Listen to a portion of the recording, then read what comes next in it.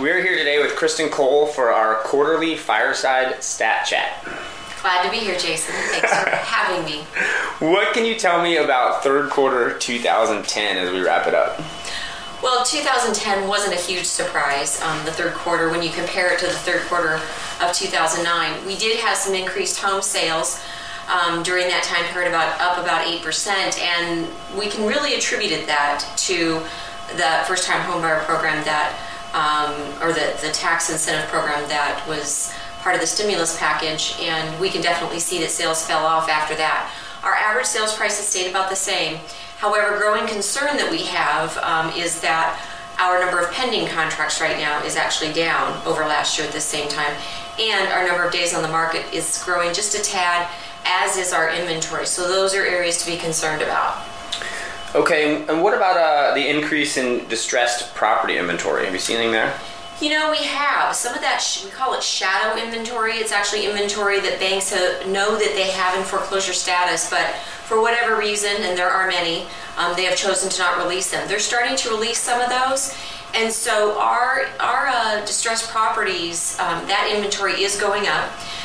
That's kind of good news and bad news for buyers. I mean, they typically are good buys, but they're not necessarily always good homes. Mm-hmm. They usually require a lot of work, and they have a lot of maintenance that needs to be done on them.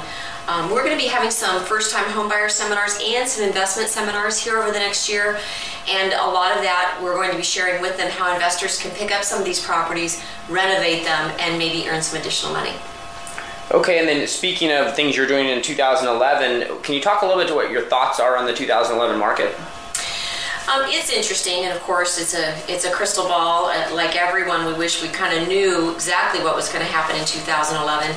I've been doing this 26 years, and our seasonality doesn't change much, but what changes is how high the peak is and how low the low is. When we look at everything that I know today and all the statistics that are involved, what I can say is I do believe 2011 is going to be very similar to 2010. I don't think there's going to be any big surprises. I think we're just going to keep toughing this market out. Okay, and have you seen any reports that have come out regarding anything in 2011? There are a couple of great reports. The first one I mentioned, I think, last month, which was the Yahoo report, which touted Anchorage as one of the top 10 cities to live in. That was more of a subjective report. But the Milken report that came out here recently, it also said that Anchorage was in the top 10. It was actually number 8, and last year it was number 40. That was based on a set of objectives, which is much different than a subjective report, and it was really talking about job growth. We had more job growth in Anchorage during 2008 and 2009 than a lot of other places across the country. And so that's how Anchorage really moved from 32 to number 8.